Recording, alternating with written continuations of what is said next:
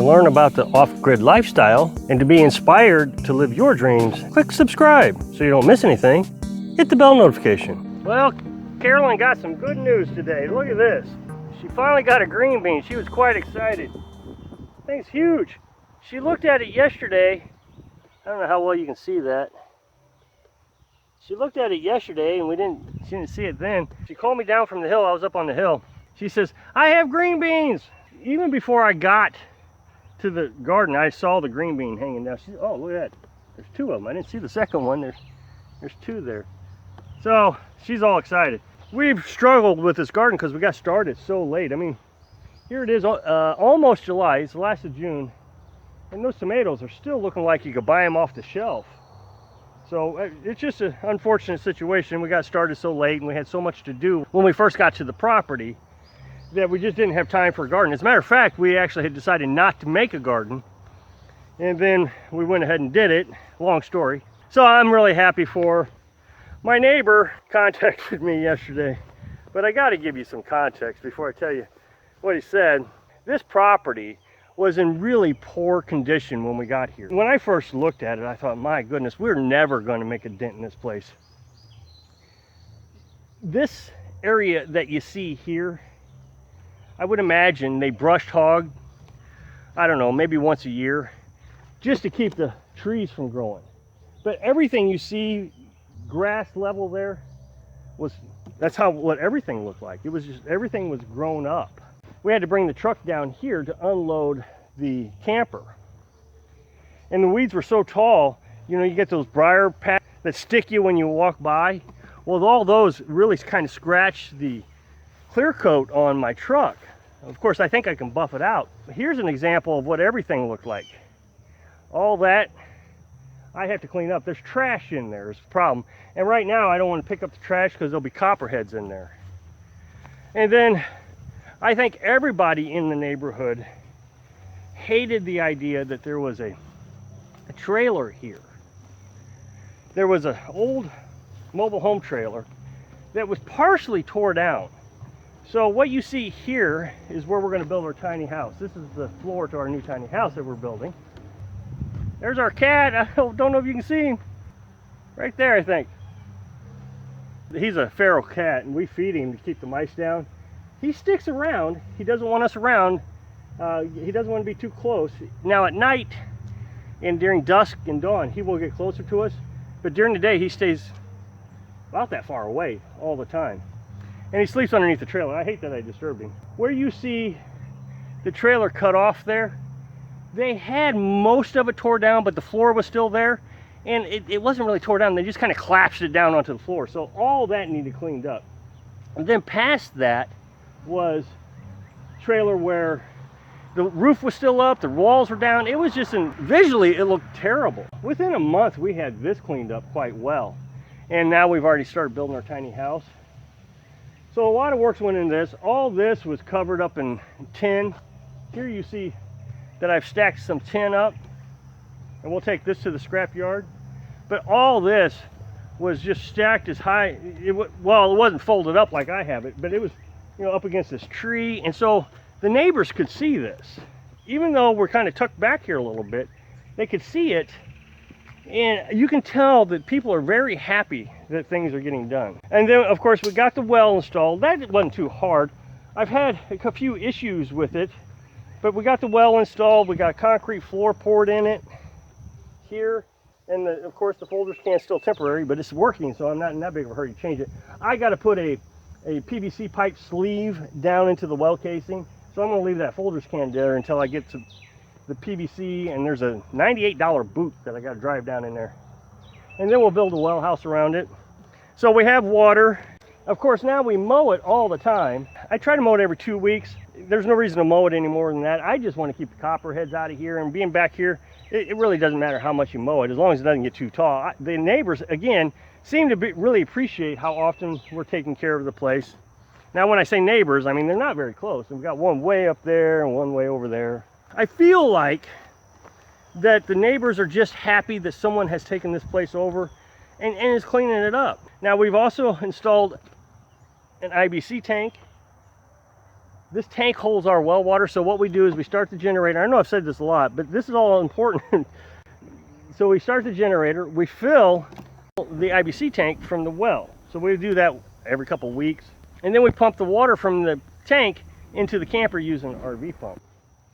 Well, then for the last month, we've been cutting up firewood. Now, we haven't been cutting down trees just yet. We've got 5 cords of firewood, and most of it is deadfall. So even when you come down here into the wooded area, it's looking a lot better.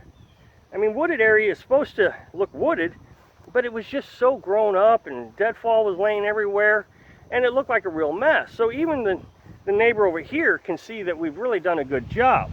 Now, the neighbor also burns firewood like we're going to, so he's got to cut firewood. The neighbor behind us has said that we could take his deadfall, so we're trying to clean up that property. Of course, we'll get started again in the fall when all the snakes and ticks are gone.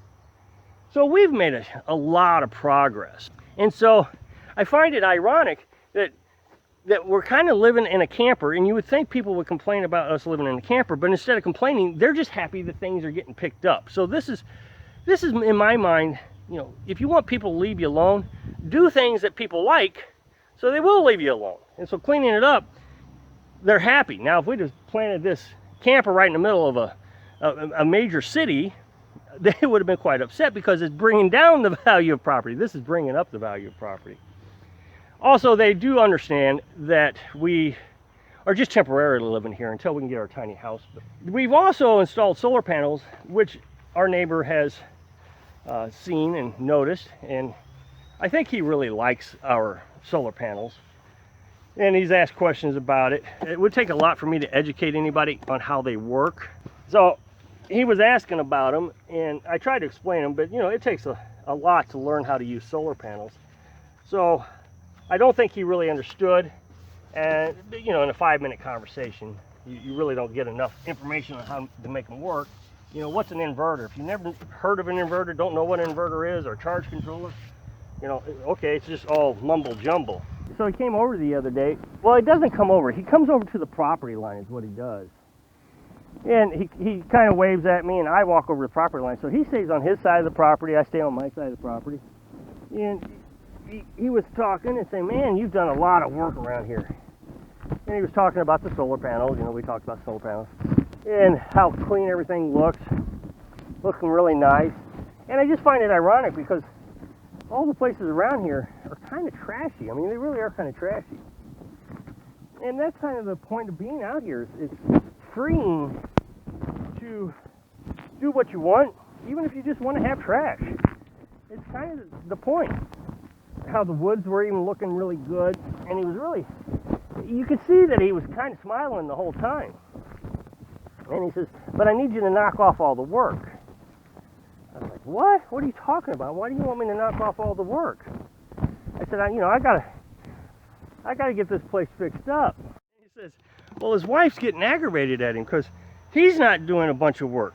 He says, I don't know how you do it. You know, it's 90 degrees outside, 90% humidity, and you can tell I'm sweating up a storm. And I see you out here all the time doing something. He says, you know, I feel like I'm in pretty good shape, and he does. I've seen him push mow his yard. I've seen him use riding mowers also, but I think his riding mower that was down, and he push mowed his yard over like a 3-day period. Got all the grass cut. So I mean, he works pretty hard. And he says, you know, my wife's wanting me to cut firewood for this winter, and I'm like, well, it can wait until the fall. And he says, you need to slow down. My wife's getting mad at me. So I thought I would share that with you, and I think I have learned a lesson that when you cooperate with neighbors, it's one thing to do what you want, but you got to read the neighbors. You got to know what they expect out of you.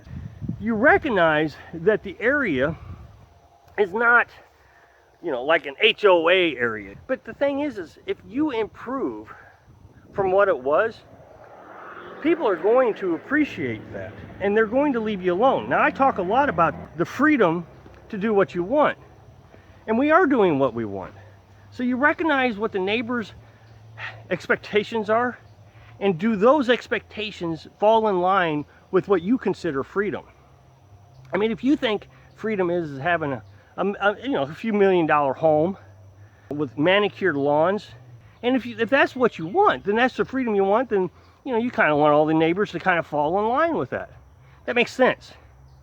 But if you're out here in the country and you fall in line with what they're doing, and that's what makes you happy, then again, that's real sense of freedom. And since people are the biggest reasons we lose our freedoms, then you have to find people that are like-minded.